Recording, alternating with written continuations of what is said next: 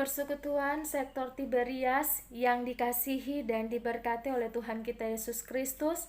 Selamat malam, Shalom. Saat ini kita akan memulai ibadah keluarga besar sektor Tiberias di malam hari ini. Oleh sebab itu, mari kita siapkan hati kita, kita siapkan hidup kita untuk ada dalam ibadah sektor Tiberias di malam hari ini. Saya persilakan Bapak Ibu Saudara-saudari untuk berdiri. Bersama kita memuji Tuhan dengan melakukan PKJ nomor 13 bait 1. PKJ nomor 13 bait 1. Kita masuk rumahnya, berkumpul menyembah kepadanya. Kita masuk rumahnya, berkumpul menyembah kepadanya. Kita masuk rumahnya, berkumpul menyembah kepadanya. Kita masuk rumahnya, berkumpul menyembah kepada Kristus, menyembah Kristus Tuhan. Mari kita tabiskan ibadah ini. Pertolongan kita ialah di dalam nama Tuhan yang menjadikan langit dan bumi, yang tetap setia di sepanjang sejarah umat manusia, dan yang tidak pernah meninggalkan perbuatan tangannya. Kasih dan damai sejahtera Allah senantiasa memberkati dan menyertai kita semua yang beribadah kepadanya di saat ini. Amin. Persekutuan disilakan duduk kembali. Bersama kita memuji Tuhan sekali lagi dengan melakukan PKJ nomor 19 bait 1. PKJ nomor 19 bait 1. Mari sembah Allah yang akbar. Mari sembah Allah yang akbar, agungkanlah karyanya besar. Allah berkuasa di atas isi dunia, patutlah semua memuji namanya. Mari sembah Allah yang akbar. Persekutuan yang dikasihi dan diberkati oleh Tuhan kita Yesus Kristus, tiba saatnya kita akan membaca Mazmur pujian yang terdapat dalam Mazmur 117. Mazmur 117 ayat 1 hingga ayat 2. Kita akan membaca Mazmur pujian saat ini secara bersama-sama. Mazmur 117 ayat 1 dan 2. Jika Bapak Ibu sudah menemukan pembacaan Mazmur pujian kita di saat ini, kita akan membaca bersama-sama dengan diawali saya membacakan judulnya, kemudian kita akan mulai secara bersama-sama di ayat 1. Mazmur 117 ayat 1 dan 2. Beginilah Mazmur pujian bagi Tuhan. Pujilah Tuhan, hai segala bangsa. Ayat 1 sama-sama. Pujilah Tuhan, hai segala bangsa. Megahkanlah Dia, hai segala suku bangsa. Sebab kasih-Nya hebat atas kita, dan kesetiaan Tuhan untuk selama-lamanya. Haleluya. Demikianlah Mazmur pujian bagi Tuhan di saat ini. Sekali lagi kita memuji Tuhan bersama dengan melakukan PKJ nomor 19 bait 2. PKJ nomor 19 bait 2. Mari sembah Yesus penebus. Mari sembah Yesus penebus. Agungkanlah kasih-Nya besar. Yesus rela mati disalib di Golgota, hingga manusia terhapus menebus dosanya. Mari sembah Yesus penebus. Persekutuan yang dikasihi dan diberkati oleh Tuhan kita Yesus Kristus, tiba saatnya kita akan membaca serta merenungkan kebenaran firman Tuhan yang terdapat di dalam kitab Injil menurut Matius. Kitab Matius pasal 24 ayat 37 hingga berakhir pada ayat 44. Sekali lagi pembacaan kita dalam kitab Injil menurut Matius pasal 24 ayat 37 hingga berakhir pada ayat 44. Jika Bapak Ibu sudah menemukan pembacaan kita di saat ini, mari kita tenangkan hati kita. Kita bersatu di dalam doa. Kita berdoa. Ya Aba, ya Bapa, kami bersyukur karena di saat ini kami diberi kesempatan untuk membaca serta merenungkan kebenaran firman-Mu yang adalah pelita bagi kaki kami dan terang bagi jalan hidup kami.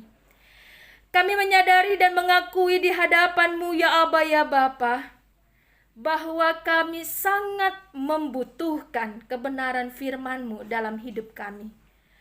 Untuk menjadi pedoman hidup, untuk menguatkan iman kami, untuk memampukan kami dalam menjalani hari-hari hidup kami ini Bapa. Berilah kami hikmat-Mu sehingga kami mengerti firman-Mu ini dan kami lakukan. Di dalam nama Tuhan Yesus Kristus, kami telah berdoa dan mengucap syukur. Amin. Persekutuan yang dikasihi oleh Tuhan kita Yesus Kristus, pembacaan firman Tuhan saat ini saya akan bacakan untuk kita semua dalam Matius pasal 24 ayat 37 hingga ayat 44. Beginilah firman Tuhan. Nasihat supaya berjaga-jaga. Ayat 37. Sebab sebagaimana halnya pada zaman Nuh, demikian pula halnya kelak pada kedatangan Anak Manusia.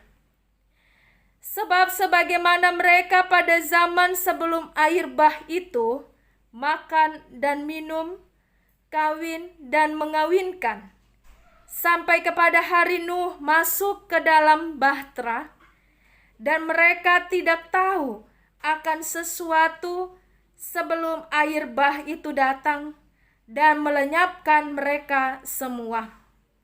Demikian pula lah halnya kelak pada kedatangan Anak Manusia. Pada waktu itu, kalau ada 2 orang di ladang, yang seorang akan dibawa dan yang lain akan ditinggalkan. Kalau ada 2 orang perempuan sedang memutar batu kilangan, yang seorang akan dibawa dan yang lain akan ditinggalkan. Karena itu berjaga-jagalah, sebab kamu tidak tahu pada hari mana Tuhanmu datang.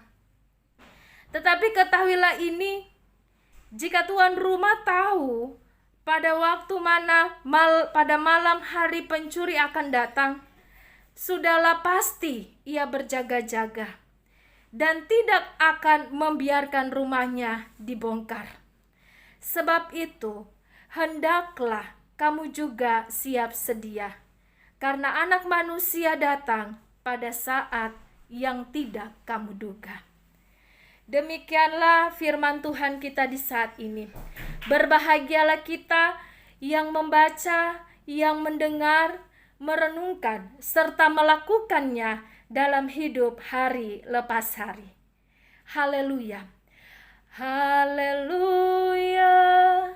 Haleluya.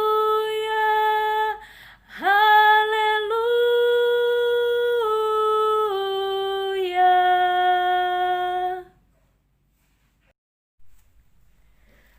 Persekutuan yang dikasihi dan diberkati oleh Tuhan kita Yesus Kristus, selamat malam, shalom. Di malam hari ini kita patut mengucap syukur kepada Tuhan. Kenapa? Karena Tuhan sudah menyertai kehidupan kita di tahun 2020, dan dalam tahun 2021 ini kita boleh ada sampai di anak tangga ke-19 tahun 2021. Itu bukan karena kuat dan gagah kita. Kita harus sadar dan akui bahwa itu semua karena kasih dan kemurahan Tuhan, pemeliharaan Tuhan yang begitu sempurna dalam kehidupan kita. Bapak Ibu saudara-saudari yang diberkati Tuhan, jika Bapak Ibu perhatikan bahwa pembacaan dan perenungan kita dalam ibadah-ibadah, baik ibadah sektor maupun ibadah-ibadah wadah kategorial di minggu berjalan ini, kita semua diarahkan untuk menyadari akan keadaan kita saat ini, di mana saat ini, hari-hari ini kita ada dalam masa penantian itu, masa menantikan kedatangan Yesus Kristus yang kedua kalinya. Sehingga kalau Bapak Ibu perhatikan pembacaan nanti di ibadah wadah-wadah kategorial, contoh kemarin di ibadah perwata, pembacaan tentang kedatangan Yesus Kristus yang kedua kali, dan dalam ibadah sektor di saat ini juga, namun dari kitab yang berbeda. Kalau perwata kemarin dari kitab Lukas, dan dalam ibadah sektor, ibadah keluarga di saat ini, kita akan diarahkan untuk memahami, mengerti, menyadari akan keadaan kita saat ini ada dalam masa penantian kedatangan Yesus Kristus lewat pembacaan kita di saat ini dalam kitab Matius. Matius pasal 24 ayat 37 hingga berakhir pada ayat 44. Kita semua tahu bersama bahwa kedatangan Yesus Kristus yang kedua kalinya itu tidak ada seorang pun yang tahu waktunya.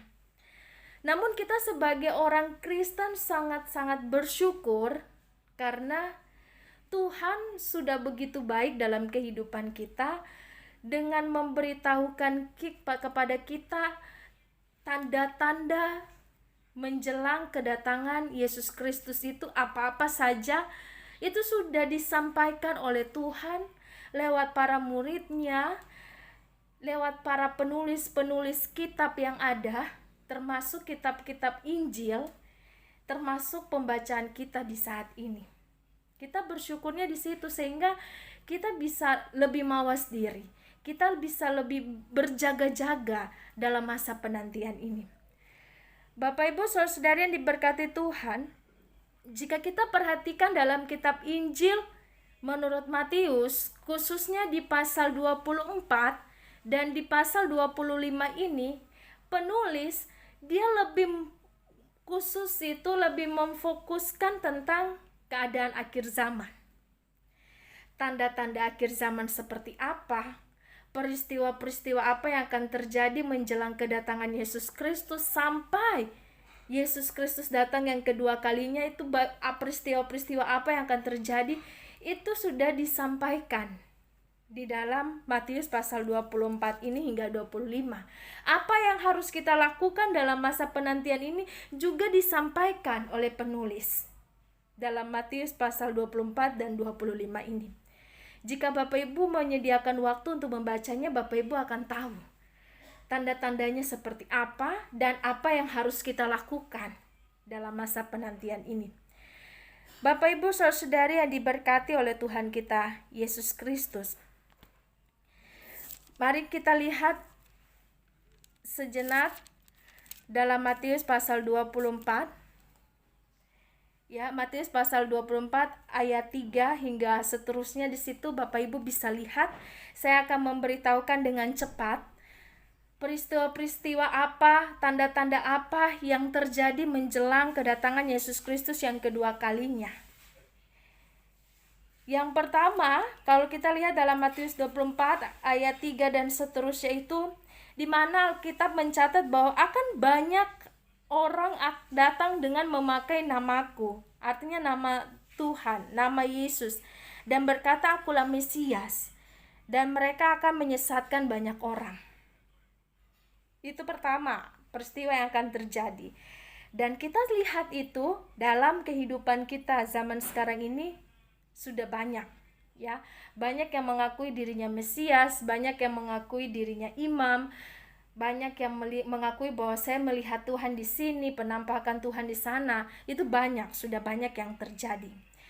Kemudian Alkitab mencatat kamu akan mendengar deru perang. Yes, itu sudah terjadi. Atau kabar-kabar tentang perang, ya, kita sudah bisa mendengarnya. Kita sudah bisa dapat kabar itu. Bahkan demonstrasi yang berujung anarkis itu juga bagian dari peperangan, perselisihan paham dan lain sebagainya. Kemudian akan ada bangsa bangkit melawan bangsa, kerajaan melawan kerajaan. Akan ada kelaparan, akan ada gempa bumi di berbagai tempat. Ya, itu sudah terjadi. Bahkan ada tsunami, banjir dan lain sebagainya, ya. Kemudian kamu akan diserahkan supaya disiksa. Kamu akan dibunuh, akan dibenci semua bangsa oleh karena namaku. Kita bisa lihat sudah banyak yang terjadi. Banyak martir-martir di luar sana dibunuh karena nama Tuhan, karena kebenaran yang mereka berikan, karena kebenaran tentang Tuhan yang mereka beritakan, sehingga mereka dibunuh. Ada begitu banyak gereja-gereja dibakar, itu sudah terjadi. Kemudian banyak orang akan murtad, itu sudah terjadi. Kemudian saling menyerahkan dan saling membenci. Banyak nabi palsu akan muncul dan menyesatkan banyak orang. Yes, itu sudah terjadi. Makin bertambahnya kedurhakaan, kasih kebanyakan orang akan menjadi dingin, ya. Kemudian akan muncul, kita lanjut di ayat yang ke-21, Bapak Ibu bisa perhatikan, pada masa itu akan terjadi siksaan yang dahsyat seperti yang belum pernah terjadi sejak awal dunia sampai sekarang. Kemudian Bapak Ibu bisa lihat di ayat yang ke-23 hingga seterusnya itu bahwa akan muncul Mesias palsu yang mengatakan itu. Tapi Bapak Ibu bisa perhatikan di ayat yang ke-25 hingga 26. Dikatakan, "Camkanlah, aku sudah mengatakannya terlebih dahulu kepadamu. Jadi apabila orang berkata kepadamu, lihat ia ada di padang gurun, janganlah kamu pergi ke situ. Atau lihat ia ada di dalam bilik, janganlah kamu percaya." Artinya bahwa ini semua tanda-tanda menjelang kedatangan Yesus Kristus yang kedua kalinya. Dan ini semua sudah terjadi dalam kehidupan kita. Nah, oleh sebab itu kita harus bisa jeli, bisa peka untuk melihat keadaan dunia sekarang ini. Bahwa kedatangan Yesus Kristus sudah semakin dekat. Alkitab tidak mencatat kapan ia datang. Kita tidak tahu. Tetapi yang Alkitab catat adalah dalam pembacaan kita di saat ini, ya Bapak Ibu, penulis dia mengumpamakan kedatangan Yesus Kristus itu seperti zaman Nuh. Zaman Nuh, di mana penulis katakan, Matius katakan, ya, di ayat yang ke-37 hingga 38, sebab sebagaimana halnya pada zaman Nuh, demikian pula halnya kelak pada kedatangan Anak Manusia. Sebab sebagaimana mereka pada zaman sebelum air bah itu makan dan minum, kawin dan mengawinkan sampai kepada hari Nuh masuk ke dalam bahtera, dan mereka tidak tahu akan sesuatu sebelum air bah itu datang dan melenyapkan mereka semua. Demikian pula lah halnya kelak pada kedatangan Anak Manusia. Bapak Ibu saudara-saudari yang diberkati Tuhan, pada zaman Nuh mereka hidup tidak tahu apa yang akan terjadi, apa yang Tuhan mau nyatakan pada saat itu. Mereka sama sekali tidak tahu. Mereka hidup seperti biasa gitu, melakukan aktivitas seperti biasa, ya. Tapi tiba-tiba air bah itu datang. Nah, kedatangan Yesus Kristus seperti itu. Kita melakukan aktivitas sekarang ini seperti biasa. Kita tidak akan tahu kapan kedatangannya. Tapi sebagai anak-anak Tuhan, sebagai orang-orang percaya, kita yang selalu membaca firman Tuhan, kita yang kuat di dalam doa, kita yang selalu membangun hubungan bergaul karib dengan Tuhan, maka kita akan tahu tanda-tanda itu. Dan kita pasti akan selamat ketika Yesus datang. Karena kita tidak tahu kapan kedatangan Yesus Kristus itu. Nah, karena itu Alkitab menegaskan bahwa kita harus berjaga-jaga. Kita harus selalu siap sedia dalam segala waktu. Kita tidak boleh terlena dengan dunia yang ada, dengan aktivitas yang ada, tapi kita harus senantiasa siap sedia dalam masa penantian ini. Bapak Ibu bisa perhatikan dalam pembacaan kita di saat ini ayat 40 hingga ayat 41, di mana dikatakan pada waktu itu kalau ada 2 orang di ladang, yang seorang akan dibawa dan yang lain akan ditinggalkan. Kalau ada 2 orang perempuan sedang memutar batu kilangan, yang seorang akan dibawa dan yang lain akan ditinggalkan. Ini adalah perumpamaan yang disampaikan oleh Yesus dalam khotbah tentang akhir zaman. Dan ini yang ditulis oleh penulis dalam pembacaan kita di saat ini, Matius. Perumpamaan ini sama artinya dengan versi Lukas. Dalam Lukas pasal 17 ayat 34 hingga ayat 37. Di mana ada 2 orang, yang satu dibawa dan yang satu ditinggalkan. Nah, banyak di antara kita akan mengerti begini, termasuk saya. Awalnya saya mengerti bahwa yang dibawa itu yang akan diselamatkan, ya, yang akan dibenarkan oleh Allah gitu. Yang ditinggalkan itu yang adalah manusia yang berdosa yang akan menerima hukuman. Ternyata tidak seperti itu. Tidak selamanya artinya seperti itu, ya. Jadi dalam pembacaan kita di saat ini artinya sama dengan perumpamaan lalang dan gandum gitu. Dalam perumpamaan lalang dan gandum, yang dibawa itu adalah lalang untuk dibakar. Nah, yang ditinggalkan itu adalah gandum. Nah, dalam pembacaan kita di saat ini ada kaitannya dengan tadi di awal saya katakan ada kaitannya dengan Lukas, ya, sama artinya dengan Lukas pasal 17 ayat 34 hingga 37. Mari kita buka Lukas 17 ayat 34 hingga ayat 37. Nah, menariknya dalam perumpamaan ini di ayat yang ke-37, ya, Lukas 17 ayat 34 hingga 37. Ayat 37 itu mereka bertanya kepada Yesus, "Di mana Tuhan?" Kemudian Yesus katakan bahwa di mana ada mayat, di situ berkerumun burung nasar. Nah, menariknya di sini, Bapak Ibu. Menariknya adalah gini. Ketika di ayat yang ke-37 ini, mereka dalam bahasa asli, ya, Alkitab bahasa asli Yunani, ternyata pertanyaan ini artinya bukan mempertanyakan Tuhan itu ada di mana dalam situasi atau kondisi seperti ini. Tidak. Mereka tidak mempertanyakan itu, tapi yang mereka pertanyakan dalam perumpamaan itu, orang yang di bawah itu mau dibawa kemana? Mau dibawa di mana? Gitu. Itu yang mereka pertanyakan kepada Tuhan, dan Yesus katakan kepada mereka, di mana ada mayat, di situ berkerumun burung nasar. Nah, dalam ibadah perwata kemarin, firman ini diberitakan dan saya sampaikan bahwa burung nasar itu kita tahu bersama adalah pemakan bangkai. Instingnya sangat kuat gitu untuk dalam menemukan bangkai. Nah, ini perumpamaan atau lambang, ya, tentang hukuman yang akan diterima kepada manusia-manusia berdosa, manusia-manusia anak-anak Tuhan yang tidak percaya kepada Tuhan Yesus Kristus sebagai Tuhan Juru Selamat, mereka yang tidak didapati setia, mereka yang tidak didapati berjaga-jaga, mereka yang tidak didapati melakukan apa perintah Tuhan dalam hidup mereka. Nah, mereka itulah yang akan dibawa dan akan dihukum, yang akan menerima hukuman itu.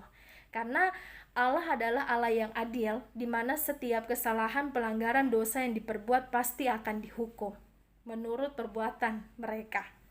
Nah, seperti itu. Yang ditinggalkan itu adalah mereka yang tetap setia kepada Tuhan, mereka yang tetap mempertahankan kualitas iman mereka, mereka yang tetap berjaga-jaga, siap sedia melakukan apa yang menjadi perintah Tuhan dalam kehidupan mereka saat itu sampai sekarang. Nah, ini juga berlaku bagi kehidupan kita sebagai anak-anak Tuhan, sebagai umat Tuhan, sebagai hamba-hamba Tuhan. Dalam masa penantian ini yang Tuhan mau kita harus berjaga-jaga, sehingga kalau kita perhatikan dalam pembacaan kita di saat ini, kita kembali pada pembacaan kita di saat ini ya, pada ayat 42, Yesus tegaskan, karena itu berjaga-jagalah sebab kamu tidak tahu pada hari mana Tuhanmu datang. Kita diperintahkan untuk berjaga-jaga. Nah, kemudian perumpamaan berikut di ayat 43 hingga ayat 44, di mana dikatakan, tetapi ketahuilah ini, jika tuan rumah tahu pada waktu mana pada malam hari pencuri akan datang, sudahlah pasti ia berjaga-jaga dan tidak akan membiarkan rumahnya dibongkar. Nah, saya rasa kita semua akan seperti itu gitu. Kita yang memiliki rumah ya, kalau kita tahu tentang hari waktu pencuri datang, pasti kita akan lebih berjaga-jaga, kita akan lebih siap sedia begitu menjaga rumah kita dan segala isinya. Nah, sama kita yang sudah tahu tanda-tanda itu lewat firman Tuhan dalam Alkitab ya, kalau Bapak Ibu baca, kita yang sudah tahu tanda-tanda itu, maka kita harus bisa lebih mawas begitu. Kita harus siap sedia dalam segala waktu. Kita harus lebih berjaga-jaga lagi. Kita harus lebih bersungguh-sungguh lagi dalam mencari Tuhan, melakukan perintah Tuhan, baik itu dalam rumah tangga kita masing-masing ataupun dalam pekerjaan dan pelayanan kita. Nah, berjaga-jaga ini yang Tuhan maksudkan di sini, di dalam khotbahnya juga, di dalam pembacaan kita di saat ini, berjaga-jaga yang bukan pasif begitu. Kalau berjaga-jaga pasif itu kan berarti kita tunggu, duduk santuk, duduk diam menanti kedatangan Yesus. Tidak, bukan seperti itu. Tetapi berjaga-jaga yang dimaksudkan dalam pembacaan saat ini, dalam khotbah Yesus tentang akhir zaman ini, bahwa kita berjaga-jaga dalam aktif gitu. Secara aktif maksudnya. Artinya bahwa begini Bapak Ibu, ada hal yang harus kita lakukan dalam masa penantian ini, ada hal yang harus kita kerjakan. Sehingga Yesus sampaikan lewat perumpamaan dalam pembacaan berikut, perumpamaan tentang hamba yang setia dan hamba yang jahat. Kemudian masuk di pasal 25 tentang gadis-gadis yang bijaksana dan gadis-gadis yang bodoh. Kemudian ada perumpamaan tentang talenta. Itu berarti Tuhan Yesus mau dalam masa penantian ini kita berjaga-jaga secara aktif, bukan pasif. Ada hal-hal yang harus kita kerjakan, dan itu pastinya adalah melakukan apa yang menjadi perintah Tuhan dalam hidup kita. Bapak Ibu, saudara yang diberkati Tuhan, ini firman Tuhan harus kita lakukan dalam kehidupan kita hari lepas hari. Dalam masa penantian ini yang Tuhan mau kita lakukan adalah kasih. Hukum kasih yang Yesus sudah ajarkan itu, mari kita lakukan itu terus dalam kehidupan kita. Dengan kesungguhan hati, jangan setengah-setengah hati. Kasih kepada Tuhan dengan segenap hati kita. Kita mengasihi Tuhan dengan segenap hati kita. Artinya bahwa ya kita jangan pernah meninggalkan Tuhan. Kita harus selalu membangun hubungan lebih karib lagi dengan Tuhan lewat doa saat teduh, lewat ibadah-ibadah sektor, wadah-wadah, ibadah minggu ya. Baik itu dilakukan secara online maupun offline, kita harus tetap ada dalam ibadah-ibadah itu. Lebih mendekatkan diri kita kepada Tuhan. Kemudian kita melakukan apa yang menjadi perintah Tuhan, kasih kepada sesama kita, itu yang Tuhan mau kita lakukan. Bapak Ibu saudara yang diberkati Tuhan, dalam hal berjaga-jaga ini terakhir yang saya mau sampaikan lewat perenungan firman Tuhan di saat ini ada dalam kitab 1 Petrus pasal 4 ayat 7 hingga ayat 11. Ini hidup kasih yang praktis yang harus kita lakukan, yang Tuhan mau. Di ayat 7 ini kasih kepada Tuhan, artinya kita berdoa ya. Kita harus selalu ada dalam doa. Doa itu adalah kekuatan kita saat ini. dengan melihat perkembangan dunia yang ada, tanda-tanda yang ada, ya, maka kita harus mendekatkan diri kita kepada Tuhan lewat doa, lewat saat teduh, lewat membaca firman Tuhan. Kemudian kalau di ayat yang ke-7 ini, 1 Petrus 4 ayat yang ke-7 dikatakan kesudahan segala sesuatu sudah dekat. Karena itu kuasailah dirimu dan jadilah tenang supaya kamu dapat berdoa. Artinya begini, Bapak Ibu. Bapak Ibu sudah tahu tanda-tanda. Bapak Ibu sudah bisa lihat tanda-tanda itu, dan tanda-tanda itu sudah banyak yang terjadi. Ketika Bapak Ibu melihat tanda-tanda itu terjadi, jangan kita panik. Ya, jangan kita panik tapi kita harus bisa menjadi tenang. Karena ketika kita tenang, kita bisa berdoa. Berdoa kepada Tuhan, memohon perlindungan Tuhan, menyerahkan kehidupan kita kepada Tuhan untuk Tuhan pimpin. Kalau kita panik, kalau kita khawatir, kalau kita takut, kita tidak akan bisa berdoa. Tapi ketika kita tenang, kita bisa berdoa. Dan apa yang kita doakan, itu kita yakini sungguh bahwa Tuhan akan menjawabnya. Kemudian pada ayat yang ke-8 hingga ayat yang ke-11 itu kasih yang harus kita lakukan kepada sesama. Ini firman Tuhan bagi kita untuk kita lakukan dalam kehidupan kita di masa penantian ini. Tuhan Yesus memberkati kita semua dengan firman-Nya di saat ini. Amin. Persekutuan yang dikasih oleh Tuhan kita Yesus Kristus, saat ini kita akan memberikan persembahan syukur kepada Tuhan. Bapak Ibu, persembahan Bapak Ibu bisa isi di dalam amplop dan akan diserahkan kepada pengurus unit yang ada. Baik anggota jemaat yang ada di unit 1 berarti menyerahkan kepada pengurus unit ataupun bisa langsung ke majelis. Begitu pula dengan unit 2. Nah, sambil kita memberikan persembahan syukur, bersama kita memuji Tuhan dengan melakukan PKJ nomor 146. PKJ nomor 146 bait 1, bawa persembahanmu dalam rumah Tuhan. Bawa persembahanmu dalam rumah Tuhan, dengan rela hatimu, janganlah jemu. Bawa persembahanmu, bawa dengan suka. Bawa persembahanmu, tanda sukacitamu. Bawa persembahanmu, ucaplah syukur. Mari kita tenangkan hati kita bersatu di dalam doa, kita berdoa. Ya Bapa yang bertakhta di dalam kerajaan surga, pencipta langit dan bumi, Bapa yang senantiasa kami sembah, kami muliakan di dalam anak-Mu Yesus Kristus Tuhan dan Juru Selamat kami. Di saat ini kami bersyukur atas kasih dan kemurahan-Mu, pemeliharaan-Mu yang begitu sempurna dalam hidup kami, dengan berbagai pergumulan hidup yang kami hadapi. Tetapi jika sampai saat ini kami ada lagi sebagaimana kami adanya, jujur kami akui di hadapan-Mu Tuhan, itu bukan karena kekuatan dan kegagahan kepintaran kami. Itu semua karena kasih dan penyertaan Tuhan yang begitu sempurna dalam hidup kami Bapa. Oleh sebab itu di saat ini dalam satu persekutuan yang indah yang boleh tercipta di malam hari ini, meskipun kami beribadah dari rumah kami masing-masing, namun kami menyatukan hati kami Tuhan untuk datang dalam hadirat-Mu yang Maha Kudus, mempersembahkan segala puji, syukur, hormat, dan kemuliaan bagi-Mu ya Allah, yang telah memelihara kehidupan kami hingga di tapal batas saat ini Tuhan.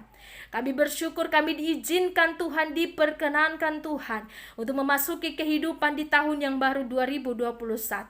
Kami bersyukur persekutuan sektor Tiberias ini masih tetap ada sebagaimana adanya di tahun 2021 ini. Kami menyerahkan perjalanan kehidupan seluruh umat-Mu yang ada dalam sektor Tiberias ini, bahkan majelis jemaat badan pengurus sektor unit wadah-wadah kategorial yang ada dalam sektor Tiberias di tahun 2021 ini, dengan semua anggota-anggota jemaat yang ada, kami menyerahkan kehidupan kami seutuhnya kepada Tuhan.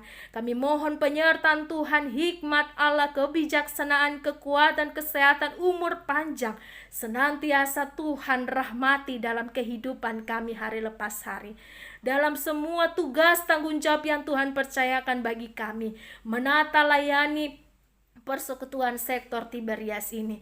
Bapak Ibu majelis jemaat, penatua dan diaken yang telah Tuhan percayakan bersama dengan badan pengurus sektor unit wadah-wadah kategorial yang ada, baik PAR, PPGPI Papua, Perwata, Pepri, dan juga Perlansia. Tuhan senantiasa berkati setiap mereka. Tuhan senantiasa beri hikmat, kebijaksanaan, beri kesehatan sehingga mereka tetap seia sekata bergandengan tangan dalam menata layani persekutuan sektor Tiberias ini, Bapa.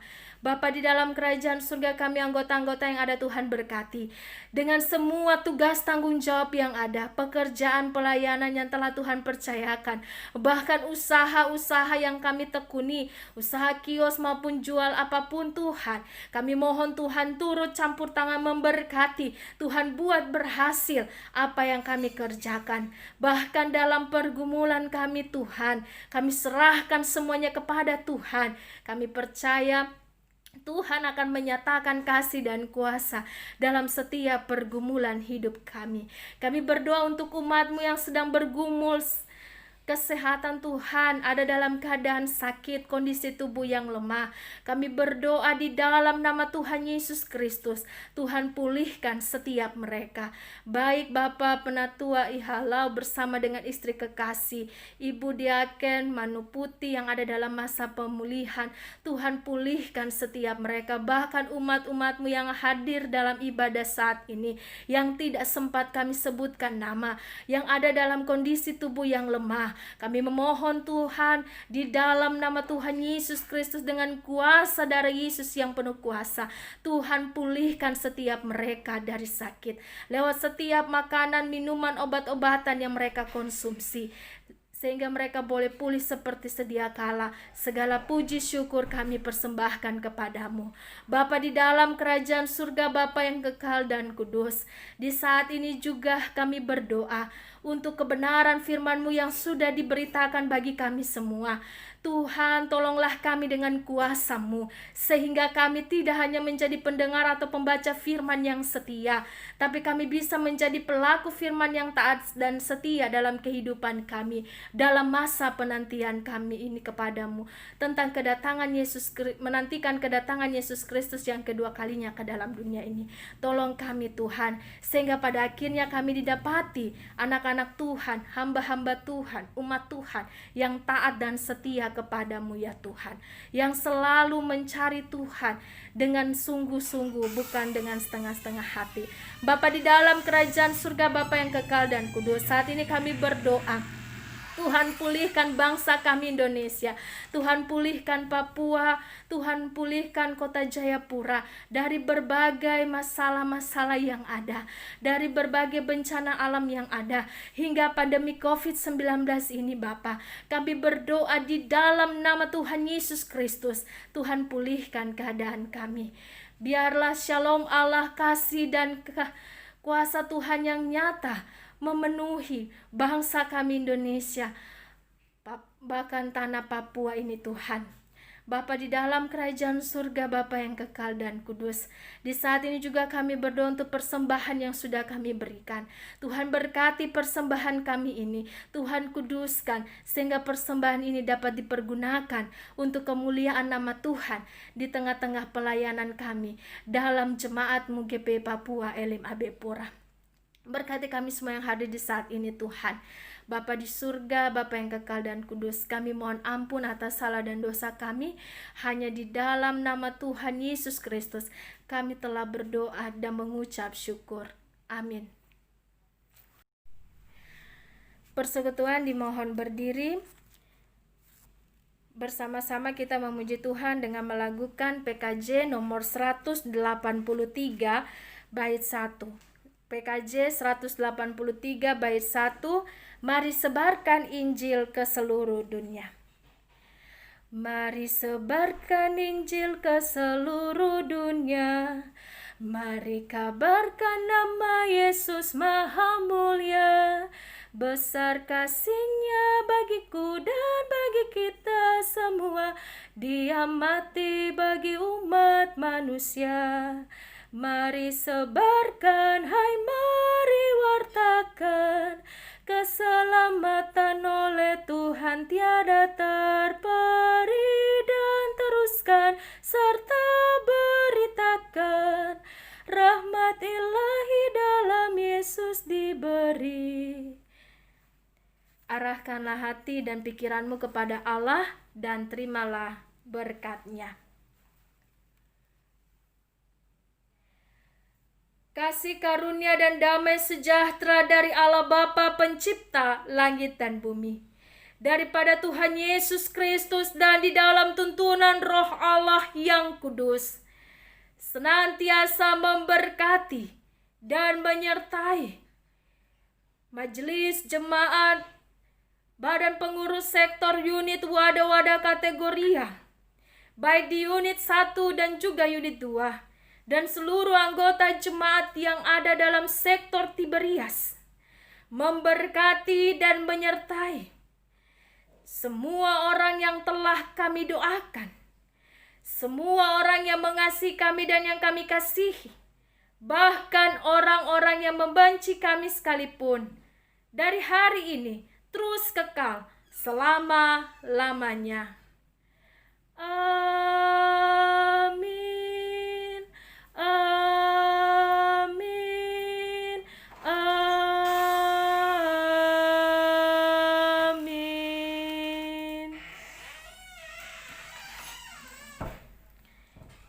Ibadah kita selesai. Tuhan Yesus memberkati kita semua. Shalom.